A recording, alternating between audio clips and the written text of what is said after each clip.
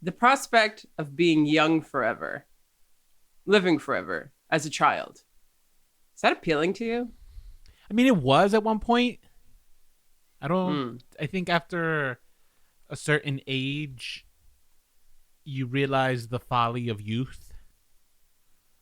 And I want to say that age is usually like your late 20s, early 30s. Yes. And you only grow to hate your younger self like the older you get. Oh, yeah. No, just, oh, wow. It was so embarrassing. How did anyone like me? How did I even get by in life? Yeah. Yeah, it's so funny. That's not even usually what bothers me. Like everyone has embarrassing like youth stories. That doesn't bother me. I think for me usually it's more like, oh, the decisions I should have made. Like I should have Yeah. gone into law. I may Mm-hmm. be a Supreme Court judge now instead of, doing a podcast for you guys I know, or and right? be a millionaire. Hey, you know, but Yeah.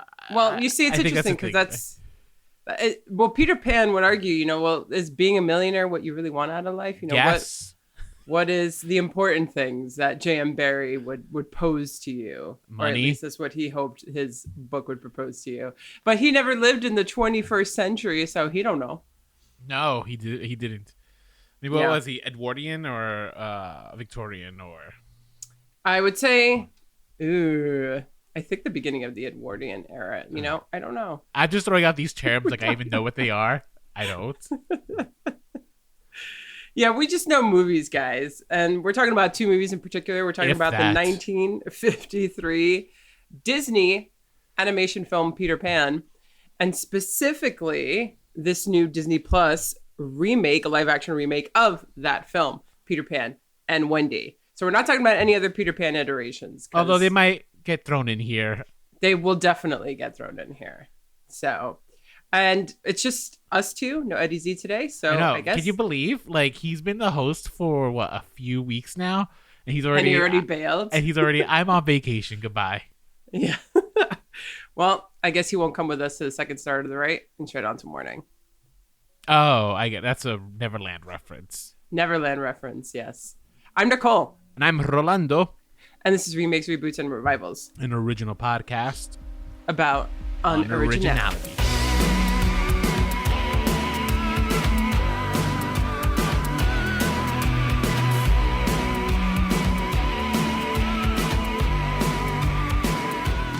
So before we get into it, we got any news to share? No, I don't think so. I there was something that I saw that that did pique my interest, but I don't remember off the top of my head, so maybe it wasn't as important. Yeah, that's true. We've been kicking things off with news. There was a remake. I feel like it was like recently announced, and it's like who asked for this? I don't remember. So I guess not. No news today. No news, yeah.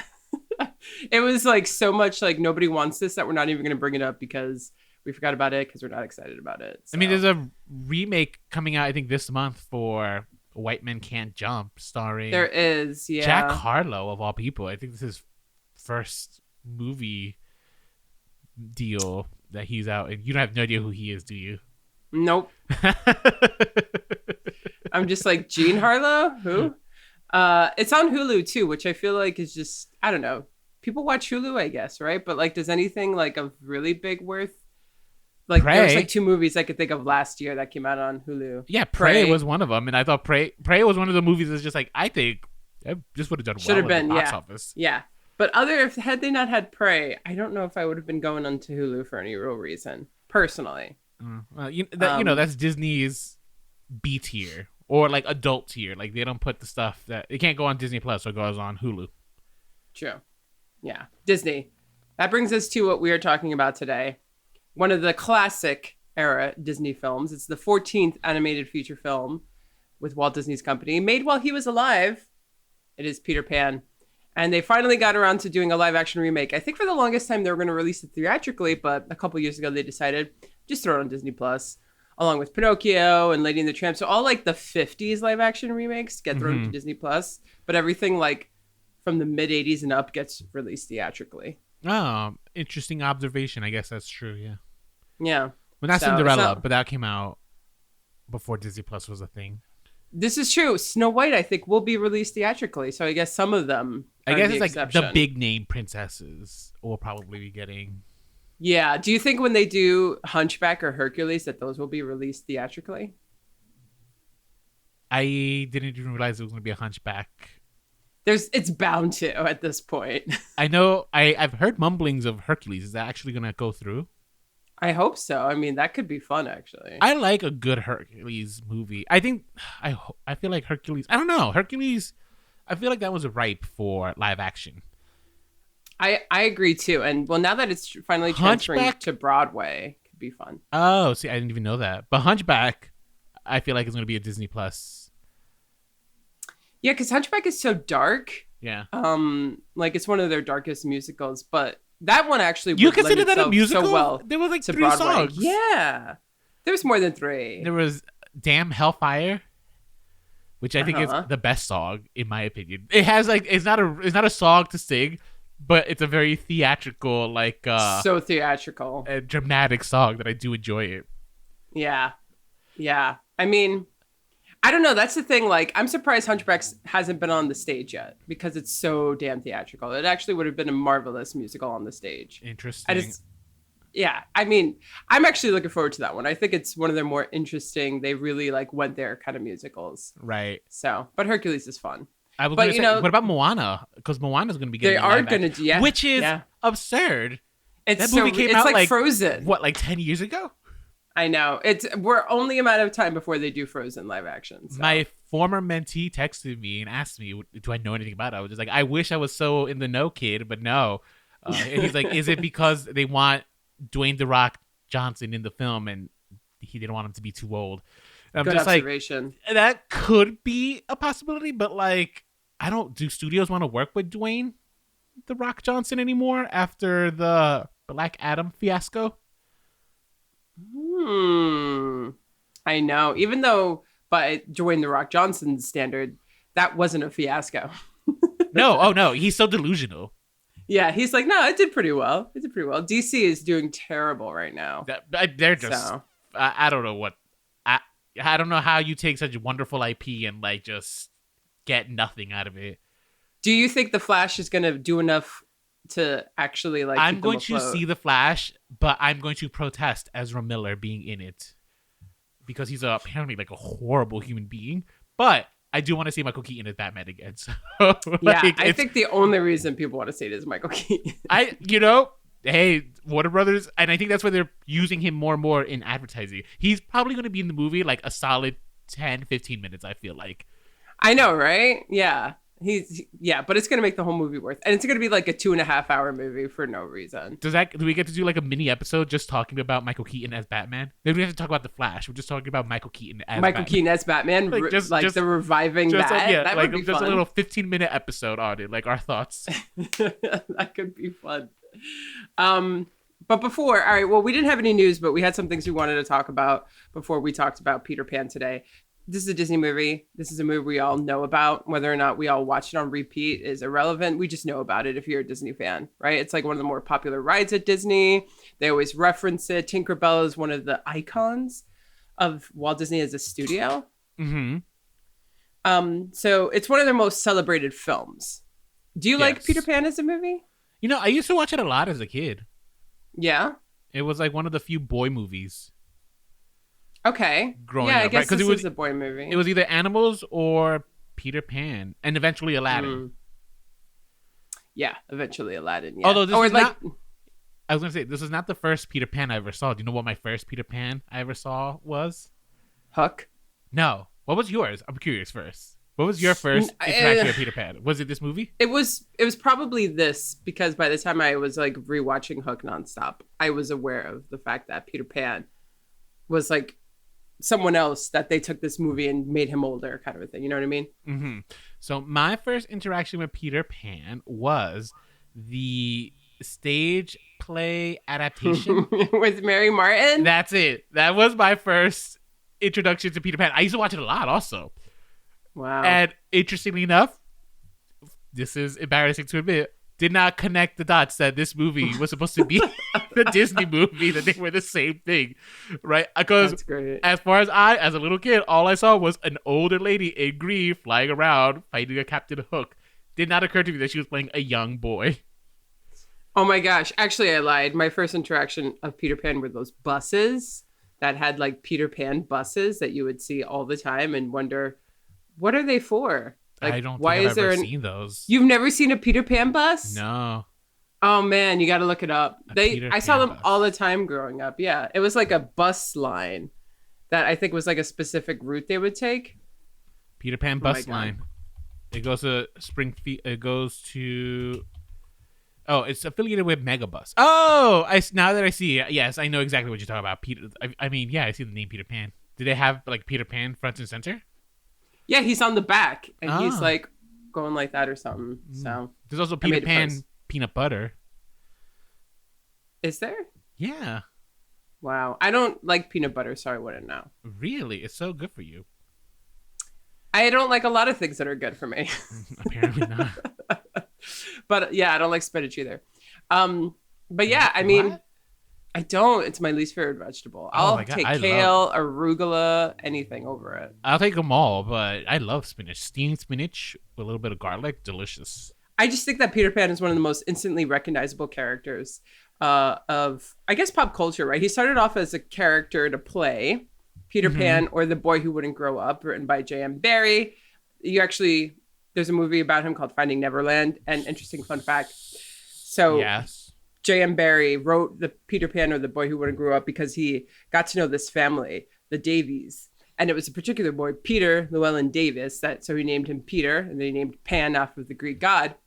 Peter Llewellyn Davis ended up killing himself and always hated the fact that he was associated with Peter Pan, the boy who wouldn't grow up. Why? He was incredibly unhappy, and he threw himself under a train. That's all we know. He just didn't want to be associated with Peter Pan? Yeah, I think it just like was this title that went with him everywhere that he didn't connect with and he didn't enjoy. Wow, he sounds like the first, those internet viral people who go viral for something awful. And like the shame never escapes them. Yeah. Well, it's kind of like also people who like get that dream role, but then like that role will haunt them forever. Like Bela Lugosi, who, Dracula, he could never escape Dracula. But the poor thing about Peter Llewellyn Davis was that he didn't willingly want to be Peter Pan. He just was labeled that. And everyone always looked at him and went, "There's Peter Pan." How would people have known that though? Because J.M. Barrie was very vocal about it. And I guess if you were in the, like, this is my inspiration. And I don't know, maybe it was like Small World or something. Yeah, it's not like today where we have parents who make their children star in YouTube videos without consent. Believe it or not, information got around before the internet. That's like wild to me to realize that like people did still get information back then in the darkened days, Literally before like telephones were really part of like everyday culture. Like telephones were somewhere you had to go out. They weren't in your homes, No, okay. So like, Nicole, you're telling me history like I don't know. But that's the thing. Like, so how did people find things out? Like, it wasn't even accessible within their own homes. I assume newspapers, find it, right? Yeah, front and center. Peter Llewellyn Davis, also known as Peter Pan. Maybe. There probably were they probably were gossip pages and stuff. Maybe he was like a version of a socialite. Probably. Wow, I can't believe that. I don't know much more. He committed suicide. Peter Pan then became a book by J.M. Barrie. I guess he did not grow up. That's in bad taste, but that was it. Come on, it was right there. J.M. Barrie then wrote a novelization of this play called Peter Pan and Wendy, where he expanded on these characters in the world of Neverland that he created. And by 1935, Walt Disney, when he was, doing Snow White and prepping it, he was like, I want my follow-up movie to be Peter Pan. And I think he bought the film rights in 1938, and he was like, it's going to come out in 1939. And then World War II happened. And then so many people went and fought in the war. And then unions started to be created under Disney. And all this shit happened until he couldn't work on it for another 11 years. Wow. Walt, I assume, was anti-union, right? He was heavily anti-union. Yeah, that tracks for anyone who makes money, period. Yeah. So there are like reports of people who worked for him that said before like people wanted to unionize in Disney, it was the greatest job in the world. He was the greatest boss. Then all of that turned him into a very bitter and curmudgeon-y businessman, and then he can no longer connect with his workers, and the atmosphere at Disney changed. That's so, yeah. Yeah, I don't. It's just like, guys, feels about like, right. You're making millions of dollars. Just let people. Power corrupts. Power corrupts, man. It does. It does. I want to say that I'm going to be above that, but like if I ever presented with the opportunity, I think history would show that most likely I'd be like, yeah, fuck the little people. Yeah. You know? So for a while, Disney made a lot of, war films or propaganda films, or just kind of like package films, like Three Caballeros and Saludos Amigos and stuff. And then they were like, okay, let's turn this around and have this movie come out soon. And it began in 1949, but it took 4 whole years for it to go into production. Disney was like, let's just put Cinderella and let's focus on that first, whatever. For a bunch of different reasons, it didn't come out for a long time. And this is when they started doing the whole, like, we're going to hire actors to act things out and we're going to draw after them. So, like, the guy who did the voice for Hook, he only acted for, like, a week. But then it took, like, 3 years to make the way he acted come to life in terms of the cartoon. So it's interesting how this process happened back in the 50s. That is interesting. Yeah. And it came out in 1953. It was number 5 at the box office. Behind the Oscar-winning film From Here to Eternity, How to Marry a Millionaire, Shane, movies that Rolando has not only heard of, but has definitely seen. How to Marry a Millionaire? That sounds like something I would watch. Oh, it's actually a delightful film. And it's got Marilyn Monroe in it. Is it a musical? No. Oh, okay. There you go. Maybe. The other film, that's like Marilyn Monroe's year, because she also had Gentlemen Prefer Blondes, where she sings Diamonds Are Our Girl's Best Friend. That was number 7. I've never seen that, and I know the sequence, but I have no idea where it comes from or why do we know it as a culture. I would say see it. I would say see that movie and read it as if her and Jane Russell are secret lesbians. And it like changes the whole movie. Interesting. It's like my favorite thing to do is watching theme in this episode, I feel like. Because I think there's some secret lesbians in maybe all these iterations of Peter Pan. I think so definitely in the second one. We might be on the same page. I'm very excited. I think we are so on the same page. Guys, stay tuned if you want to listen to lesbian talk. Yes. So Peter Pan, the boy who wouldn't grow up, essentially Wendy and the Darling family with her little brothers John and Michael are told these stories about a boy named Peter Pan who lives in a faraway land called Neverland. And he is forever young. He knows how to fly because he has a fairy that gives him pixie dust, and he knows how to fight pirates, and he's cut off the hand of a captain of a ship called Captain Hook. All these adventures that Peter Pan has in Neverland. Wait, was his name Hook before the Hook? Or is he named Hook? That's the thing. His name is James, but it's like James Hook. He doesn't have any other name. So yeah, it's kind of messed up that he would get that name, and that would be like his name. Yeah, like if he had a peg leg, would it be Captain James Peg? Yeah. That's why they call him Captain Peg. Right. Yeah, exactly. Yeah, it's a little messed up. And this is just the beginning of the messed up things that happened to poor James. But it's Edwardian London, you were correct. And so the Darling family have been told these stories of Peter Pan by the mother, and Wendy tells it to John and Michael. They're like bedtime stories. She's so good at telling these stories that it just so happens that right outside her window, Peter Pan himself has been listening to her tell these stories about him because Peter Pan's a narcissist. I mean, truly. He truly is a narcissist. And he loves hearing stories about himself, and she's so good at it that he's like, hey, why don't you come back with me to Neverland so you can tell these stories about me forever. And because she mentioned that she's gonna grow up tomorrow. What did they mention? Yeah, how was she gonna grow up? So that's the thing. Like the mom and the dad are getting ready for a big party, and like it's like chaos everywhere, and it's really upsetting the curmudgeon-y dad to the point where he's like, stop telling stories and move out of the nursery because you are encouraging this childish behavior out of your younger brothers, and you, Wendy, are above that and older than that, so you're going to grow up and get your own room, kind of a thing. It's like a symbolic gesture. I mean, she seems of age enough not to share a room with like 2 boys. Yeah, You know what I mean? I guess so. Yeah. Like I'm not like not who were the brothers? It was John. John is the older. John brother. and Michael. Yeah. I mean, John is clearly the age where it's just like he's probably popping woodies in the middle of the night. So it's just like, yeah, you probably should have your. Not that I'm saying that like he's thinking of his sister, but I'm saying it's just like, you know, Exploring sexualities. Yeah. Like. Yeah, we don't want flowers in the attic here. Exactly. You know the reference, right? Yeah. Okay. It's a good book. You've read the book? I've only seen the TV movie.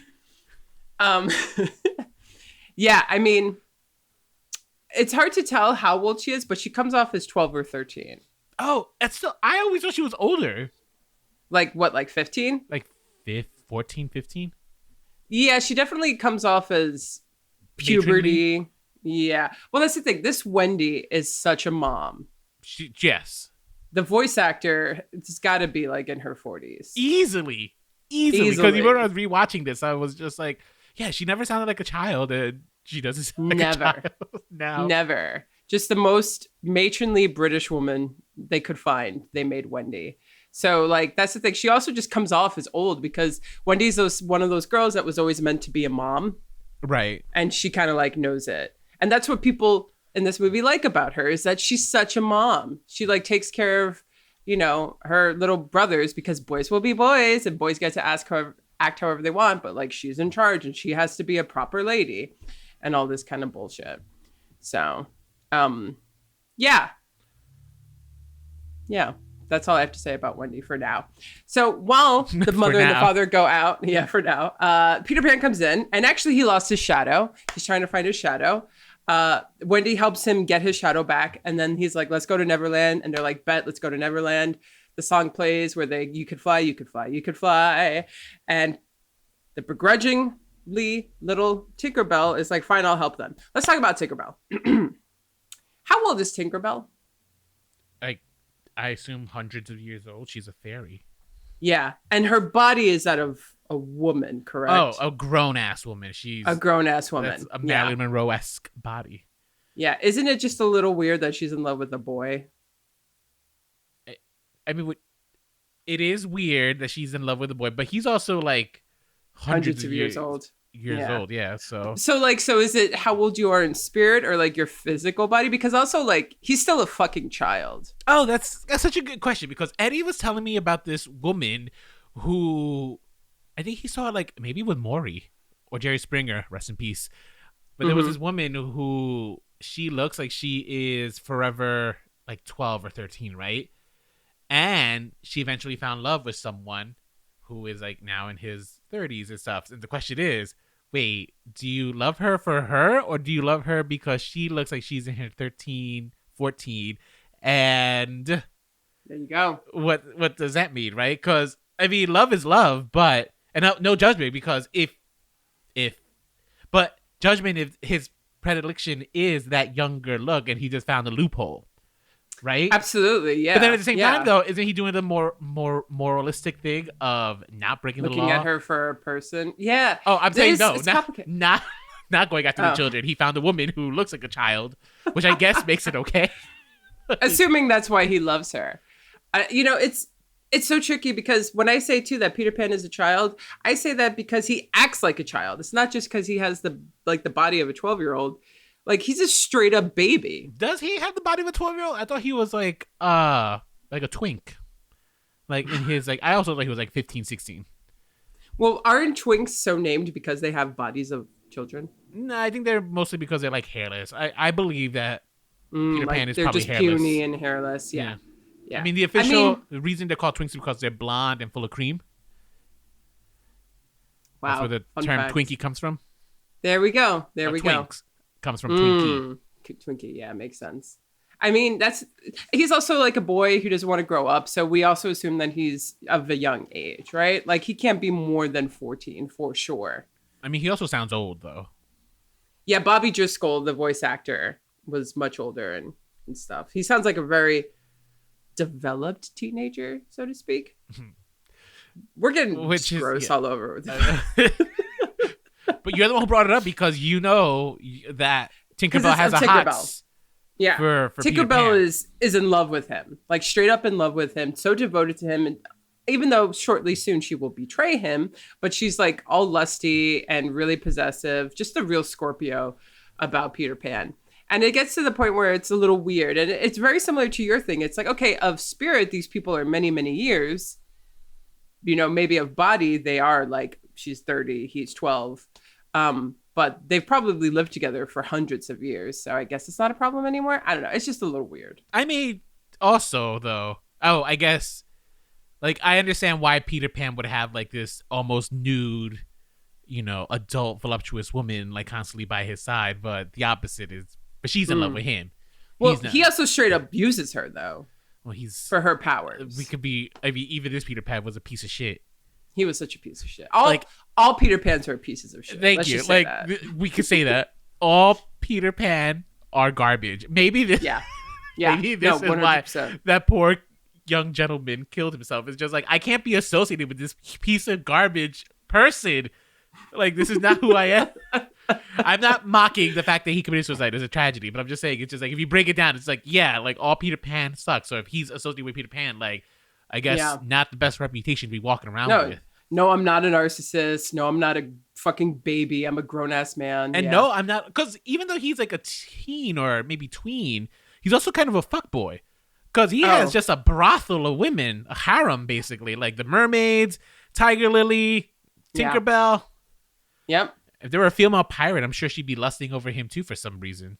We're just going to drag. If you're a huge Peter Pan film fan and you just feel like he's this beautiful icon of eternal youth, turn the podcast off because he's just going to continue to be dragged, okay? Like, I think rewatching this and then also reading a little bit about Peter Pan retellings and then seeing the new movie has just kind of opened my eyes to who Peter Pan is. Mm-hmm. So as the movie goes on, we meet a bunch of different characters and the other inhabitants of Neverland. And first we meet a ship of pirates that is led by Captain Hook and his first mate, Shmee. And is it Shmee or just Smee? Mr. Shmee. Is it with the SH? I say it like that. I'm sure it's just Smee. Yeah, I was going to say, it's just like, I'm pretty... Okay, Smee. Yeah, so Captain Hook is the villain here. But in terms of Disney villains, and he's always like portrayed as, like, if you were to watch one of the, like, the Mickey's Not So Scary Halloween Party or anything that, like, puts all the villains together, Hook is always there. And it's always kind of confused me because he's not that evil. He's just a buffoon. He's a little buffoonish. I don't think he... I mean, if you think a great Disney villain, I don't think he ever shows up. He wasn't in, for example, Fantasmic. He wasn't? No. Well, I think growing up in, like, my sing-alongs and whatnot, like Grim and Ghost come out, and you saw, like, the villains, like, pass by one. Growing up, I think he was always there for our generation. I think now they're phasing him out because they realize he's not that villainy and there's better villains. Yeah, I mean, you have literal Hades. Yeah, now you have Hades. Now you have the guy from Princess and the Frog. No, he's a good one, yeah. Yeah, he's a really good one. You know, Shmee lost his hand to a crocodile because of Peter Pan. That's a valid reason to want to get revenge. Yeah, Hook. I'm so sorry. I said the wrong person. And I love the music that plays whenever the crocodile shows up. That ba-da-dum, bum, bum, ba-da-da. It's like so like taunting in such a comedic way. It's actually like so fucked up. The crocodile was always my favorite part growing up. Oh, yeah. The sequences with the crocodile were always usually funny. Oh, yeah. It's very comical, very, very oddly enough. Like, if you really think about it, it's fucked up. But if this were to happen to any one of us, it'd be the most terrifying moment of our lives. But they portray it as if it's hilarious. I don't know. If I lost my arm to a crocodile, I think I would laugh about it eventually. I want to believe I would. Yeah, let's believe that. So Tinkerbell then is caught by Hook at some point and pretty much betrays them by letting Hook know the whereabouts of him and the Lost Boys, right? And meet the Lost Boys. We meet the Lost Boys. We meet Tiger Lily and the Native Americans. Yes, which is one of the obvious problematic features of this movie.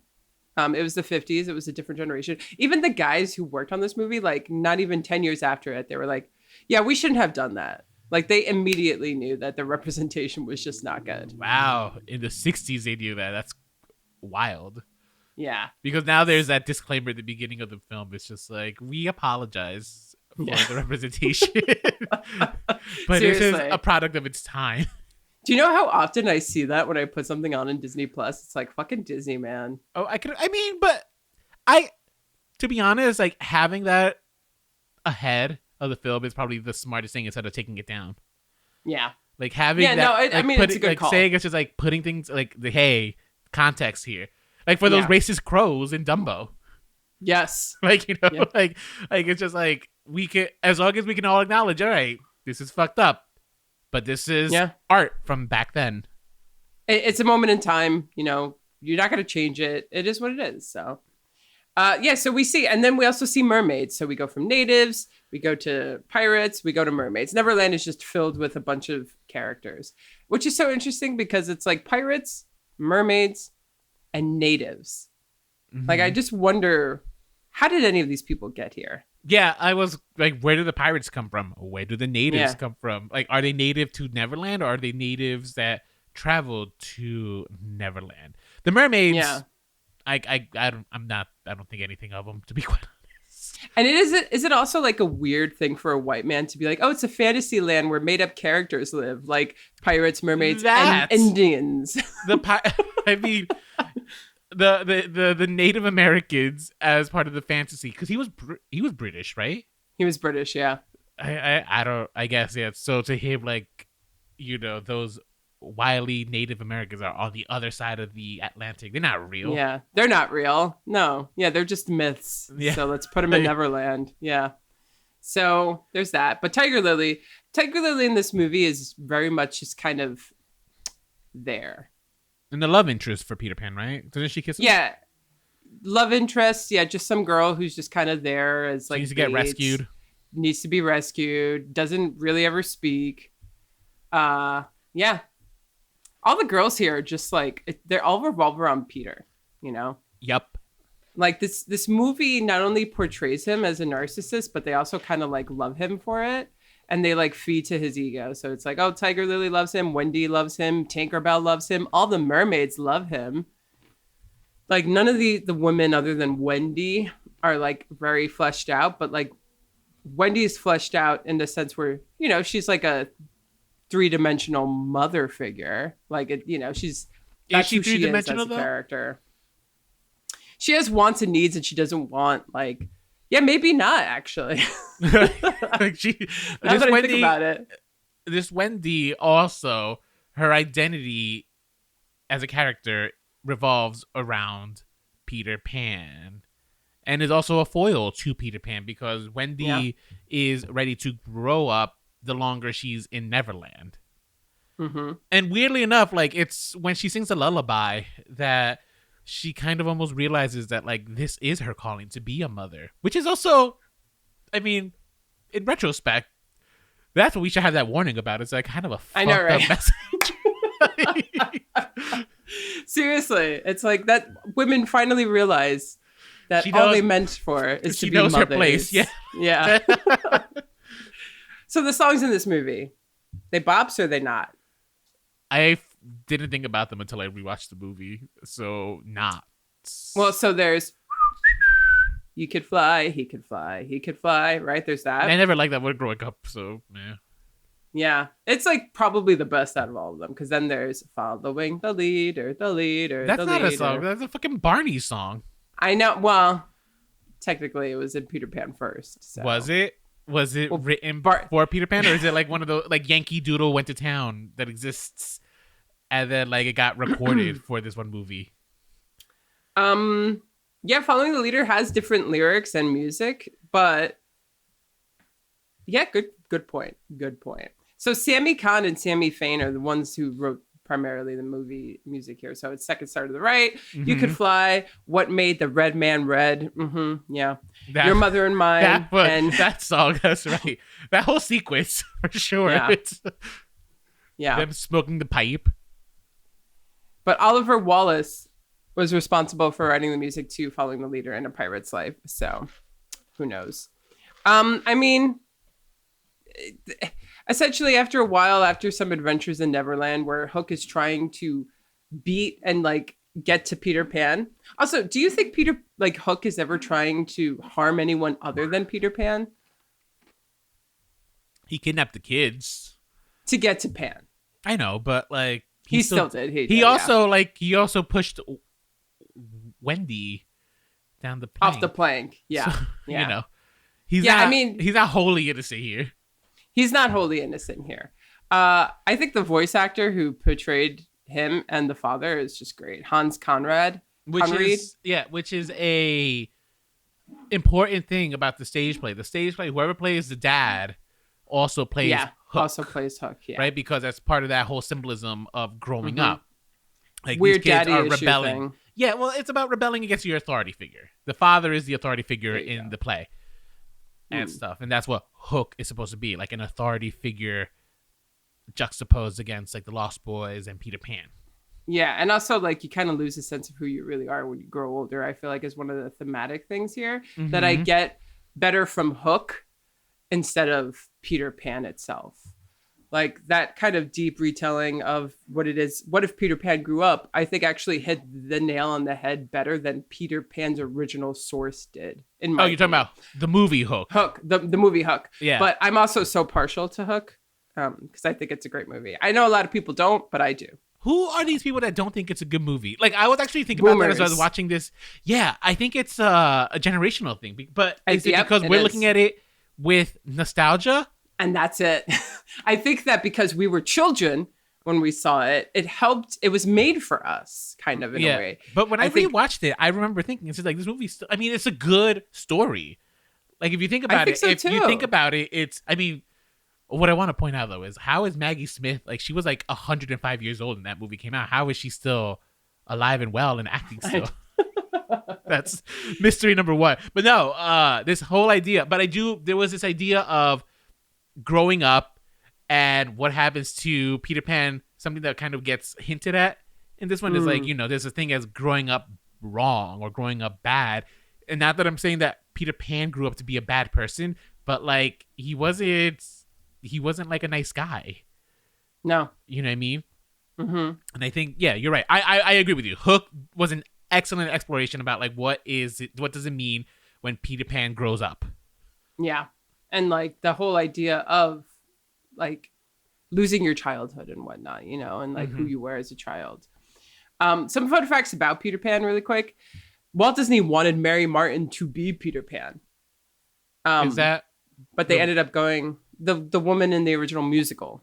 Oh, the one that I saw as a kid growing up. Yes. Yeah. I think they wanted her to be Peter Pan. Mm-hmm. But then they ended up going with Bobby Driscoll, and then because typically on the stage, Peter Pan was always played by a woman. Yes, because you're usually flying around, like doing, and it's a young boy, and you're supposed to be a young boy, so you got to like make him sound prepubescent, and a woman has a better chance at sounding like a prepubescent boy. Yes, but ever since this, Peter Pan has now been played by boys. Wendy Darling was also the voice of Alice in Alice in Wonderland. Oh. And Captain Hook, they originally wanted Cary Grant to voice him, if you know who that is. But it didn't happen. They got Hans Conried. And honestly, thank God, because I don't think Cary Grant would have been that good. Anything more you want to say about Peter Pan before we move on to Peter Pan and Wendy? I am trying to think of something insightful to say, but I have nothing to say because I'm not that insightful, guys. What do you think about the Lost Boys? Because we're going to talk about the Lost Boys, I think, a little bit more with the next one. I don't know. Like, they were just dressed up as, like, animals. They were dressed up as animals. They're like pajamas. Now, the important thing here is also that Peter Pan's the only one who could fly out of all of them. Yeah. And Peter Pan is very, very selfish with that pixie dust. He's very, very selfish. Or maybe Tinkerbell is. I think Tinkerbell only shares it with him. Now, do we explore the darkness that is surrounding the Lost Boys in this one? Absolutely not. Like, the kids don't even know what a mother is. Fun. Yeah, they're all just having fun. So but have they been there? Are they ageless as well? I think so. I think they're all like, that's the thing. Like, no one gets to the darkness that is Peter Pan. Not even the Hook film explores that, because there is something awful about Peter Pan not kidnapping, but like he takes these kids, like the Pied Piper, and he brings them to this land, makes them forget about their mothers, and they're stuck in this like forever youth. And there is something horrific about that. Absolutely. So Peter Pan is such an interesting story because J.M. Barrie didn't really get too deep into who Peter Pan's backstory was, the backstory of Neverland, right? So it makes it very ripe for people inserting their own backstories and making retellings happen. And there have been quite a lot, but the best one I've ever read was on Reddit. And I'm going to read it to you right now because I think that the people who wrote the Peter Pan and Wendy must have came across this Reddit thread. Okay, go for it. So Captain Hook is actually the good guy. We can link to it. Oh, okay, I think I've actually read this one before, but read it. Yeah, I think it's actually got a lot of traction to it because it's pretty good. Peter Pan is an immortal teenager who abducts children for his entertainment, then kills them when they reach puberty since they are no longer, quote, innocent or classify as children. Wait, do we know that for sure? Or this is their reading on it. Okay. Yeah. I'm going to say, it's like, I thought the kids were ageless. The only way that this could be valid is if the source itself backs it up. Okay. Right? So it depends. How does the book portray it? How does the movie? Like, we don't actually know if they age or not. We don't know how long they've been there for. So Captain Hook is the leader of a group of teenagers/adults who managed to escape from Peter Pan when he decided to kill them, forming a gang of their own and attempting to stop Peter Pan in his malicious acts to save the children and future victims. In response, Peter Pan cuts off Hook's hands and feeds it to the crocodile so that Hook is mentally tormented with the thought of a creature after him, driving him insane. Captain Hook continues into adulthood with his gang, attempting to kill Peter Pan, the villain, once and for all. And also, some people think that he made a deal with the Pixies for eternal youth. And that's like, some people think that the Pixies are actually the one who says you must sacrifice these children that you bring to us in order to obtain your eternal youth. It gets fucking dark when you go down the internet Reddit hole. But that whole thing of like Peter Pan kind of being the villain and Hook kind of being a victim to his narcissistic games is a really interesting reading. Yes. One that I kind of feel like in 2023, you have to explore a little bit, right? I mean, do you? Well, did they? They tried. They tried. I'll say that. They We're so on the same page. I think this movie, this episode. I would have prefaced this by saying it's just like, I actually enjoyed this movie a lot more than I thought I was going to. Same. I actually think there were some things that were done wonderfully. And I wish some things they would have kind of not gone the Disney route, but they were stuck to it because we're going the Disney route. Yep. I didn't know until like maybe at the end of the movie that Jude Law was Captain Hook. Oh, I will admit that. I did not know. I actually paused it. I'm just like, and I asked Daddy, I'm just like, wait, is that Jude Law? And then he's like, are you fucking serious? And I was just like, is it? And he's just like, yes. I'm just like, wow. I could not tell. Wow. I kept saying, like, who is this great actor? He's so good as Captain Hook. They discovered new talent. You see, I think Hook and Dustin Hoffman's portrayal as Hook has forever kind of like, wow, Jude Law could have gotten a little bit more lost in the sauce as like embracing like an animated kind of version of it, like Dustin Hoffman did. But I still think he did a very good job. Oh no, yeah, I think Jude Law is easily the best part of the movie. In my opinion. In terms of acting, absolutely. Yeah, I would say like overall, like he was my favorite thing of the film for sure. Like he shined the best, including acting. But I think overall, but yes, no. One of the things that this movie decided to do was let's explore Peter Pan and kind of deconstruct him a little, and his relationship around the people that surround him, all the characters that surround him. So. When it comes to Wendy, we see kind of what a dick he is. When it comes to Tinkerbell, we see how chauvinistic he is. When it comes to the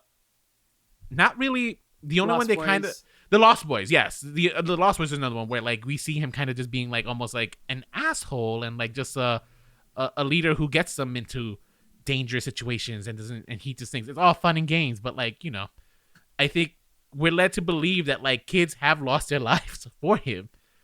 So, yeah. The only redeeming character around him is And by around him, I mean like the only character that he isn't like a complete asshole towards, and maybe it's because she's also very protective of him, is Tiger Lily. Tiger Lily. Yeah. All right. So let's back up a little bit. David Lowery wrote, he co-wrote it with Toby Halbrooks, who directed this. He's called this his favorite film he's done, by far his most personal. Well, which I'll I tell find you, really interesting. Because The Green Knight is a beautiful film, but God, is it so fucking boring. Yeah, he directed The Green Knight. He also did the Pete's Dragon. I've never seen that. Have you? I haven't seen that. But I never know liked a lot Pete's of people Dragon, liked though, it. so. Yeah, I didn't grow up watching that. And he also made a film called Ain't Them Body Saints and A Ghost Story. He's not that... He's like a couple years older than us, so he's a really young filmmaker. That makes me feel bad. About my life. Stop comparing yourself to other people, Rolando. Wait, A Ghost Story is the one where it's the guy in like the ghost sheet, right? It's with Casey Affleck. Yeah, the poster, the ghost sheet. Yeah. I think that's literally the movie, though. He's just in a ghost sheet. Oh, there you go. I haven't actually seen that movie. I've never seen it. I've wanted to. I've heard good things. I think they gave it to him after he did Pete's Dragon. So this has been in production since 2018. Wow. Yeah. And they were like, hey, we're going to make a lot of changes, right? We're not going to have a lot of racial stereotypes and, you know, like things that nobody likes about the original film in this one. And apparently that included the songs. Yeah, we're going to create brand new ones. Create brand new ones that are not very good and not even really that needed. Yeah, I would agree. Yeah, that was a weird choice. It was a little weird choice. Actually, so I didn't know that he also wrote the script. I have a question for you, and I think this is going to get to what you were thinking. Okay. I told Eddie that my theory is that in the original script and what he tried to film was that Tiger Lily and Wendy were going to go hall to hall, and that they were going to be the love interests with each other, and Disney was just absolutely not, especially now with the Ron DeSantis of it all. That's my theory. Because you can see hints of it throughout the film that like, and there was even a scene where you see Tiger Lily running towards someone to save the day, and then it felt with the editing, they changed it to have her rescue the kids, where it looked very much like she was trying to rescue Wendy. And like have a heroic moment with her. Even the last even the last scene when we see Tiger Lily, we didn't get the scene of a close up of Wendy looking back at her, but it was very much, as far as I'm concerned, she's saying goodbye to Wendy, not Peter Pan. Yeah. So that's my read. I felt it radiating off of the screen. I watched it with my housemate, and we both looked at each other and would be like, "What?" Yeah, you could feel it. Even Eddie was just like, "Oh, I think they're going to go the lesbian route." You think that could be interesting? They didn't. They backed out. They were cowards. But it was enough there that we all picked up on it. For sure. So I would have loved it to be more explicitly said, but hey, I'll take that tension that I felt. Well, that's the thing. I don't even think. So here's the thing. I think they tried to erase it. I don't even think that it was tried to. I don't even think it was. Really? I think they stripped it away. I think it's there because the performances were intended to be that way, and like the original script probably called for it. I'm completely speculating, but I felt it in the core of my bone as I watched the movie. I'm just like, yo, I think they were trying to get. I think the original script probably called for Wendy and Tiger Lily to end up together. We got to turn this into a reel and see if we could get people to respond. That's a good point. Yeah, I'm gonna send this to Mackenzie because now that she has her own podcast, maybe she'll get some Disney. Maybe she'll get someone from Disney and be like, "Yo, Mackenzie, please find this out for me. Like, were Wendy and Tiger Lily supposed to be a thing?" Yeah, because I would have been here for it. No, absolutely. I mean, I was on board for most of what this movie was doing, you know, and then the movie kind of went in different directions or didn't go in the directions it promised. And so essentially the story is the same, right? But elements are taken out. So elements that are taken out are we barely get a sense of mermaids, one.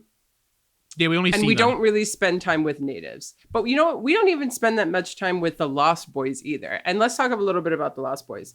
In this movie, there's lost girls, and a lot of people have come for that. And here's why. Because in the original source of J.M. Barrie's book, he said they're lost boys because girls would never get lost, right? Oh. Like, It's actually a thing that girls are too smart to be in the predicament that the boys are in. That's okay. That's fine. Which is why they all want Wendy, right? Because they kind of are lost without her. Mm-hmm. So what an interesting read. Now, I might not be saying it completely accurately, but I remember reading that as one of the criticisms of the film. It's like the people who wrote this didn't even read the damn book, because then they would have known, and then they wouldn't have put girls in there. Or maybe they just want, the casting to be really cool and diverse, so they just didn't even care. But so what? This isn't a adaptation of the book. This is an adaptation of the Disney cartoon. That's it. It's not a big fucking deal. It's not. It's just for like Peter Pan purists, but like who the three people that are out there that are Peter Pan purists? Oh well. Yeah. Well, for Peter Pan purists, they're gonna hate this movie. They probably will. They will, yeah. I haven't read too many reviews. I think most people thought it was fine. And at the end of the day, this is a perfectly fine movie, but it's not by far the worst live action film. But so it's not rotten by the critics the critical consensus, but the audience one I think is like 13%. Ooh, that's not good. Yeah, which I think it's a lot of hate because Peter Pan is not white. That's the thing. So this movie is called Peter Pan and Wendy because it's very much also Wendy's story, and it's more so deconstructing the myth of who she thinks Peter Pan is and what it is to be in Neverland, right? Mm-hmm. And Peter Pan is played by a young actor named Alexander Maloney, and Alexander Maloney he's not white. I'm pretty sure he has like East Asian features, right? I thought maybe Hispanic. Okay, so ethnically ambiguous. Ethically ambiguous. He's not white, guys. And he's very much not white. Unless he's just unless he has a good bronze on, Yeah. He's a very beautiful boy, but he's not a very good actor. Oh, okay, fine. Let's just get right into it. He is easily the biggest drag on this film. Yeah, he's just not good. Especially when he's up against Jude Law, who is really giving it his all in this script. Yeah. Mm-hmm. Like, this script is, let's be real, it's not a strong script. Jude Law is performing the shit out of it to the point where, like, it's making me, like, feel something. And then you have it against this kid who is just not Who's good. Just really flat with everything he says. Right. Yeah. But it's like, the poor kid is kind of cursed because he was okay in the one-on-one scenes with Mila Jokovich's daughter. She plays Wendy. Did you know that she's a nepo baby? I didn't know that. No, she's a nepo baby. I actually liked her. I actually liked her performance. She was fine. She was enjoyable, but especially compared to Peter Pan. But I thought when they played together, they didn't have any chemistry. But he was able to kind of do some he was able to do the smoldering thing. I think just fine. He just was not able to do that kind of. Who's that? Swordsman from old timey movies. Errol Flynn. Errol Flynn. Let's be real. Peter Pan was kind of the animated one, has a little Errol Flynnness in him. Absolutely. This kid was given those lines. Didn't we talked about Errol Flynn in something before, didn't we? Mm-hmm. I brought him up before, yeah. Okay. Yeah. I thought I was making it up. But yeah, this kid, they gave him some of those Errol Flynn-y lines, but he just could not. I don't think he knew the source material, so he didn't understand the assignment, which happens in Drag Race a lot, right? When you're given direction for something you have no point of reference of. Yeah. Good reference. I hope you guys got that reference. Yes. It really is a shame because they're doing a lot of deconstruction of the myth of Peter Pan, and he's just not worthy enough of the shoes, unfortunately, to be like the Peter Pan that helps us as an audience go down this road with the movie, if that makes sense. Mm-hmm. And so I guess let's just get right into it, right? This movie straight out says that Peter Pan and James used to be best friends. Right. But they both have contradicting stories of why they fell out. He was the first lost boy. He was the first lost boy. According to Peter, he just went off one day, and when he came back, he was changed. But according to Captain Hook, he was told to leave and abandoned. Yeah, he was banished. By Peter. Banished. And that he didn't, because he missed his mom. All because he missed his mom, right? And Peter, being the fucking tyrannical narcissist he is, he's like, I don't want to hear any of that shit. Get out of here. Also, there's a really interesting scene that shows that Peter Pan is like a narcissist when he runs upstairs and then he bangs the door and they're like, oh, he banged his door. That can't be good. And they're like in whispering, even though he's like above them. It's like, wow, these people are afraid of him. Oh, yeah. I mean, but we've all had, I mean, I'm sure you've had a boss like that like when he's in a bad mood, everyone knows it. Everyone has to be walking on eggshells. I've had friends. Yeah. Like, but that's what a narcissist is. I might be that friend sometimes also. It's not good when like people are like tiptoeing around you and whispering and saying it's not good that they're banging a door and that they have to change their, moods around you. So welcome to my childhood with my mother. You know? So this movie just downright acknowledges that about Peter Pan. So I kind of believe James, because Wendy, while singing to the Lost Boys, it gives Captain Hook this memory. James, Captain Hook, same person. And he's realizing, I left because I missed my mother. And now it's turned me into the monster that I am. Mm-hmm. And the only reason why I'm here is because my first mate, Mr. Smee, played by Jim Gaffigan, who actually I thought was really good. That was Jim Gaffigan. Yeah. He's tall, though. They must have, like... They probably... They there was figured out a way. Camera trickery there, because I've seen Jim Gaffigan live. He's a big guy. Camera trickery. Look at that. Movies. Because Jude Law is not famously tall.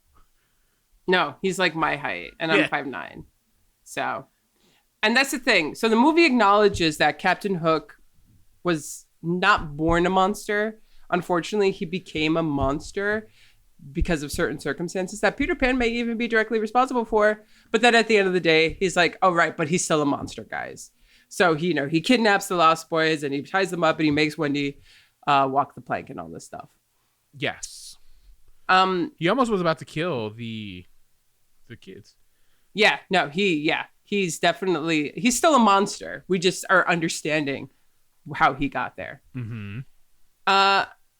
And then Peter Pan is kind of like awoken to the way that he treated James by Wendy. She's like not only there to she's not just a mother figure, right? She's actually like the person who realizes what's going on, realizing what's happening to people and trying to make amends on behalf of people, trying to get people home.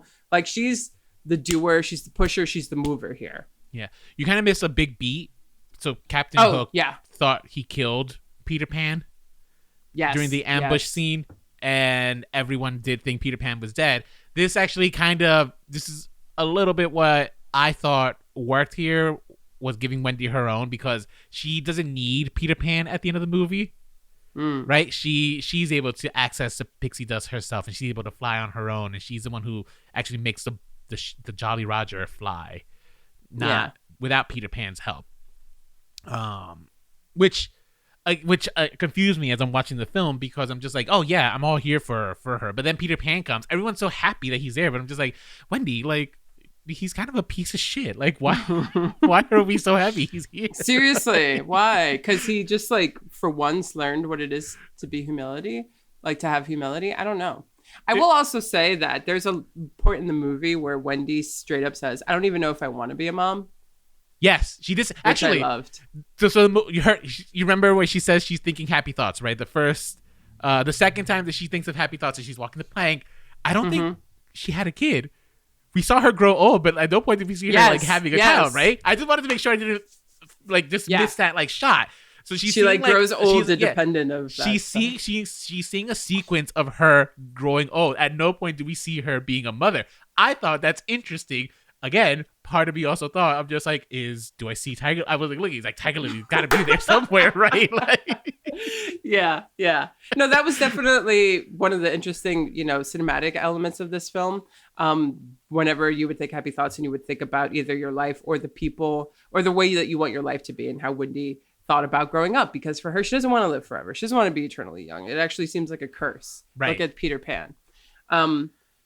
I actually thought the trip to Neverland, even though I was like, so what, is Neverland a portal, by the way that this movie like portrayed it? Even though I had some questions, I just thought it was a really beautiful sequence. Like that filmmaker just went with it. That was actually easily one of my favorite parts of the film, is when they go through Big Ben, you see everything slows down and you're in this like weird wormhole. And I think it was the most visually interesting part of the film for sure. And this is where, I mean, this director shines, when he gets to be weird and expressive with his filmmaking. That was probably the Yep. most you saw of it here. But it's just the part, especially when like, you know, we're seeing it.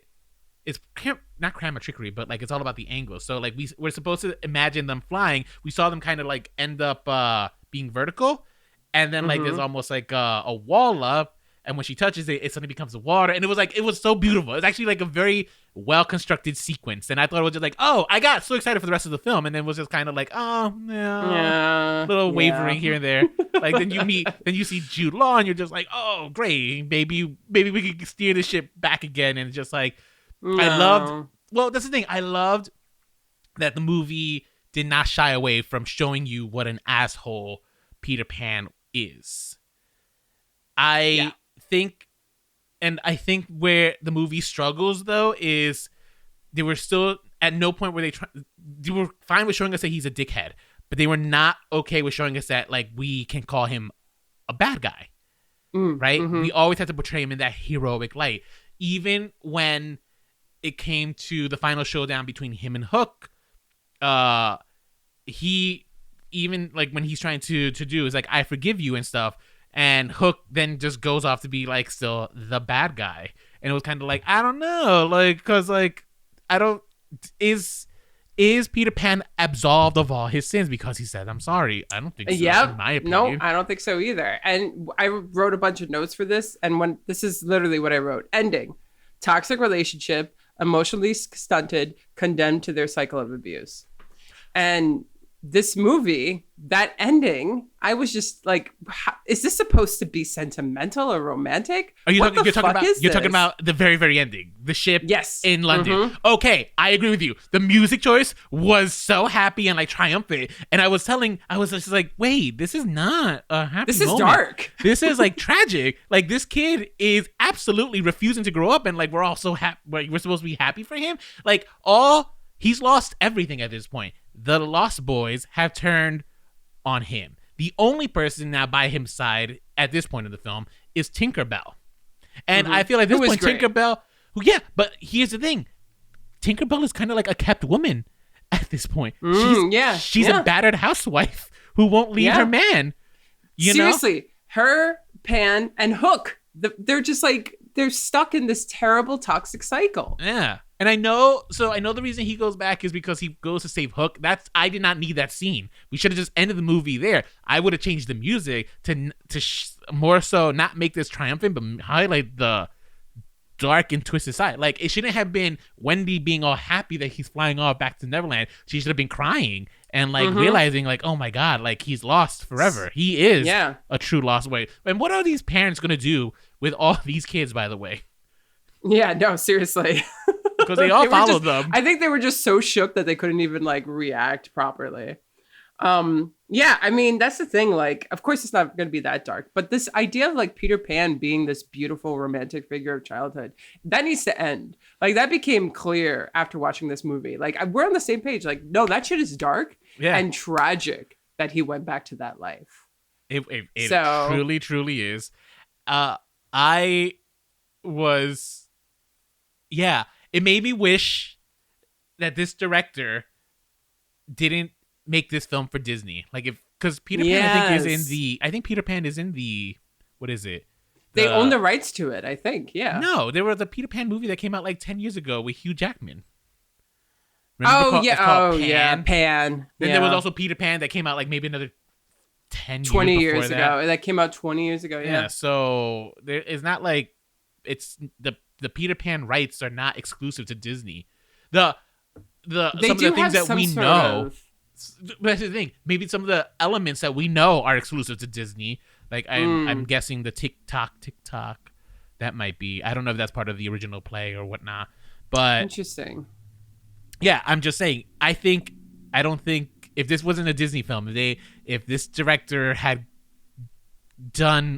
made a dark Peter Pan movie, then I probably would have enjoyed the shit out of it, to be quite honest.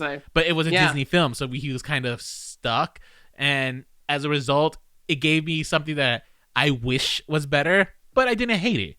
I think at the end of the day, when I came out, when I was watching, just like, I enjoyed this film a lot more than I thought it was going to, because I was ready to give this like Pinocchio, Lady and the Tramp That's what I was expecting. No, it's better than both of those, honestly. And there's just enough of an interesting thought behind it. And you could see the approach and you could see the path they wanted to go down. You could also just see that Disney blockaded them from going further down it. Mm-hmm. So, but I applaud the effort. And like, I feel like Peter Pan itself, it's such a bizarre but interesting tale that you kind of can't do it without, like, you can't do it half-assed or uninterestingly, because you're always going to gather some sort of interesting conversation about it, because everything that Peter Pan like just arouses so many questions and like, is this good? Is this bad? Is this problematic? You know what I mean? Yeah. So in terms of a property, I think 100 years later, because that's about how much it is. I think he wrote in 1904, so we're pretty much at 120 or something years later. I almost thought it was 99 years. But like 120 years later, we're like, whoa, this isn't anything that anyone should want for themselves, or like, like be like, oh, wow, Peter Pan, what a beautiful icon of youth. Like, actually. Right. Actually. So I'm glad the movie at least kind of went into that territory. Just didn't get as fully lost in that as much as we wanted it to. It did, yeah. It just didn't stick the landing. No. Which is a shame. I actually think the film had potential that was kind of squandered. Yeah. Now here's a nitpick. Peter Pan can leave and come back and not age. So I wonder why Hook aged. Is it because of the pixie dust? I don't know. Is it because he could fly? I don't know. Yeah. It's like weird that, first of all, he never left Neverland, but yet he aged. So it also just makes me wonder. That's why that theory on Reddit, I feel like, is valid, because we never know how long the Lost Boys have been there for. Mm-hmm. And it definitely seems like they probably do age and maybe turn into pirates. Maybe if you choose to grow up, you start to age. It's more magical. Something like that. I don't know. But okay. That was one of the things that I also found interesting in this film that I liked, which was this idea of, they kept saying that like, you just grew up wrong. You grew up, which I think is, I wish they could have explored it a little bit better, because I think it makes Hook too painted broadly, I think, in my opinion, where it's just like, it's just like, well, he's just a bad guy. I think there is something there. You can grow up wrong. Technically speaking, Peter Pan is growing up wrong. He's not growing up, but like he's, you know what I mean? Yeah. I think you could have played around a little bit more with that. They didn't. Absolutely. But that's also just me nitpicking. And otherwise, okay film. I think it was like, definitely shockingly, like I came out like, it was like, it could have been better, but hey, I wasn't miserable. Yes. Because we have bid for some of these, so for these Disney Plus releases, yeah. Well, in a couple of weeks when we did Little Mermaid, hopefully we won't be miserable. I really imagine. Have high hopes. I don't. You don't have good hopes? Have you not seen Flounder? Yeah. The movie looks weird. It just looks weird. That's because Little Mermaid is fucking weird. It's not like the greatest story. I have so many problems with The Little Mermaid as a story, so. Hans, there's theories that Hans Christian Andersen was closeted, and like he wrote this. I so believe it. And he wrote this because he was in love with a guy that he could not be with and stuff, and that's kind of where this idea of like the Little Mermaid comes from. That's so sad. It's historians speculate.